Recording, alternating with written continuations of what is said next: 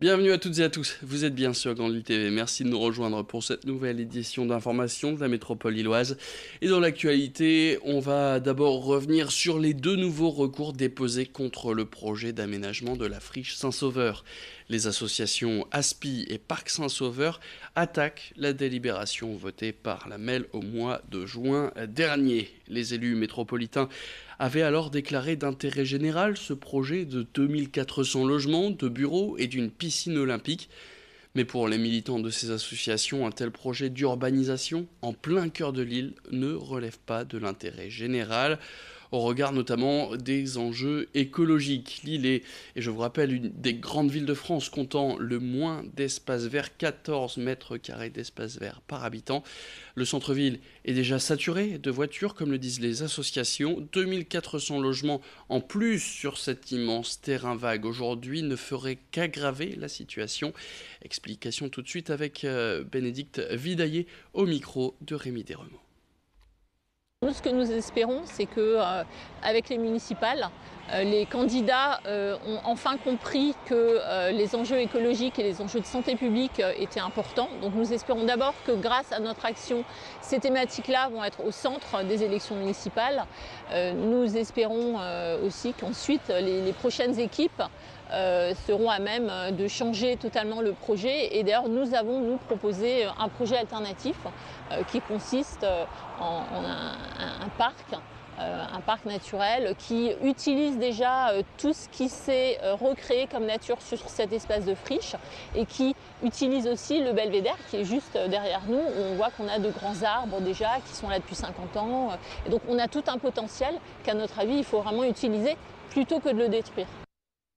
En parlant plantes, on va maintenant parler de houblon. En France, on consommerait 30 litres de bière par an et par habitant en moyenne. Une moyenne évidemment puisque ce chiffre est plus élevé à certains endroits comme par exemple par chez nous. Inscrite dans notre culture historique, cette boisson est considérée comme un atout local. On en a déjà parlé sur Grand Lille TV. Il y a même une forme de tourisme autour de la bière qui s'est développée du côté de la métropole lilloise. Le houblon était auparavant très cultivé dans le Nord et le Pas-de-Calais, mais il est aujourd'hui de moins en moins présent. Ils ne sont plus qu'une dizaine de houblonniers dans le secteur des Flandres intérieures et dans le Pas-de-Calais et produisent 50 quintaux de houblon sec en tout. Alors parmi eux, eh bien, il y a Riquier Thévenin. Il s'est installé en avril dernier pour faire du houblon biologique sur une parcelle d'1 hectare au sein de l'espace naturel du Mont des Cas, dont le département du Nord a la gestion. Une culture encore plus difficile en biologique qu'en normal, surtout à cause de la concurrence qui est rude avec la Belgique, les Pays-Bas, l'Allemagne ou même le département de l'Alsace où vont souvent récolter du houblon les brasseurs qui souhaitent faire de la bière bio. Ricky Etiévenien découvrait son portrait au micro de Corentin Escaillé. La bière est très appréciée dans le Nord, mais la culture du houblon, plante avec laquelle est fabriquée la boisson, est rare dans la région, bien plus qu'en Belgique ou aux Pays-Bas par exemple. Pourtant, certains irréductibles se lancent dans cette culture. Non content de produire du houblon, Riquier Thévenin a décidé de se lancer dans l'agriculture biologique. Ça faisait longtemps que j'avais envie de devenir agriculteur. J'avais envie de devenir agriculteur dans les Flandres. Et pour ça, comme la terre est rare et chère dans les Flandres, il fallait que je trouve un projet qui puisse se mettre en place sur peu d'hectares.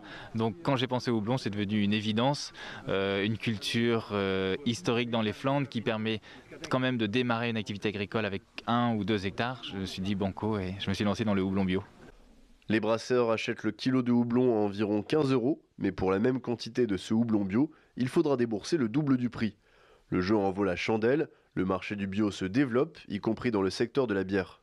Ce type d'exploitation est donc très recherché, mais les brasseurs ont du mal à trouver leurs matières premières dans la région.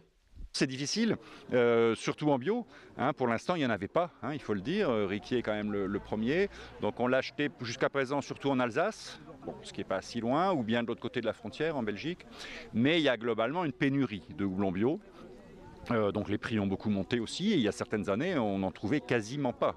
Donc on a vraiment besoin que des plantations comme ça se développent, quoi. Et si le houblon bio est si rare, c'est qu'il n'est pas si facile à cultiver. Il s'agit d'une plante fragile, sensible aux maladies et aux insectes, qui demande d'autant plus d'attention lorsqu'on se lance dans le bio. Le houblon, il faut en prendre soin parce que c'est quand même une plante sensible à certaines maladies, que ce soit le mildiou ou sensible aussi à certains insectes comme les pucerons, etc., etc. Donc oui, il faut en prendre soin, il faut être très souvent dans sa houblonnière, observer beaucoup et traiter même avec des produits naturels ou des tisanes ou des produits naturels. Il faut quand même venir soigner les plantes très souvent. La présence de ce type d'exploitation ravit les brasseurs qui trouvent un fournisseur bio et local, mais aussi les touristes, heureux de pouvoir voir d'où vient la célèbre bière du Nord. Et puis on termine cette édition avec l'association Bouvines. L'aventure continue qui revient cette année avec un nouveau spectacle centré autour de la célèbre bataille de Bouvines qui a eu lieu en 1214. Un spectacle d'1 h 30 qui se concentre cette fois sur l'histoire du retour du père de Jeanne de Flandre. 200 acteurs et figurants bénévoles assurent le spectacle. Cascadeurs, danseurs, chevaux, cracheurs de feu dans des décors et des costumes qui vous plongent tout droit au XIIIe siècle, au cœur de Bouvines, à l'époque des chevaliers. Plusieurs représentations ont lieu cette semaine.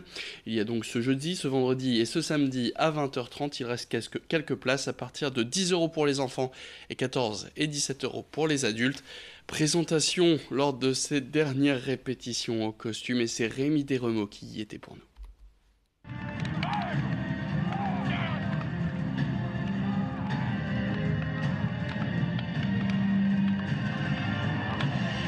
C'est vraiment une intrigue, puisque l'année dernière, sur la balade Comté, on avait déjà essayé d'apporter quelque chose pour essayer d'arriver jusqu'au spectacle de cette année. Donc effectivement, Cordel est-il vraiment le père de Jeanne? Nous ne le savons pas. Donc c'est pour ça que cette histoire va nous expliquer tout ce fil, du début à la fin, si il est vraiment le père ou pas. Et effectivement, il faut venir voir ce spectacle puisqu'il y a plein de nouveautés. Tous les tableaux sont nouveaux. Vous ne verrez aucun tableau que vous avez pu voir, même les musiques sont différentes. Il y a des cascadeurs professionnels, il y a des cracheurs de feu, il y a même des enfants sur scène. Il y a tout un ensemble qui fait que tout est très magique, tout est féerique et avec beaucoup de couleurs. Rendez-vous donc ce jeudi, ce vendredi et ce samedi à 20h30 du côté de Bouvines. Fin de cette édition, merci à toutes et à tous de l'avoir suivi. Tout de suite sur Grand Lille TV, c'est la météo.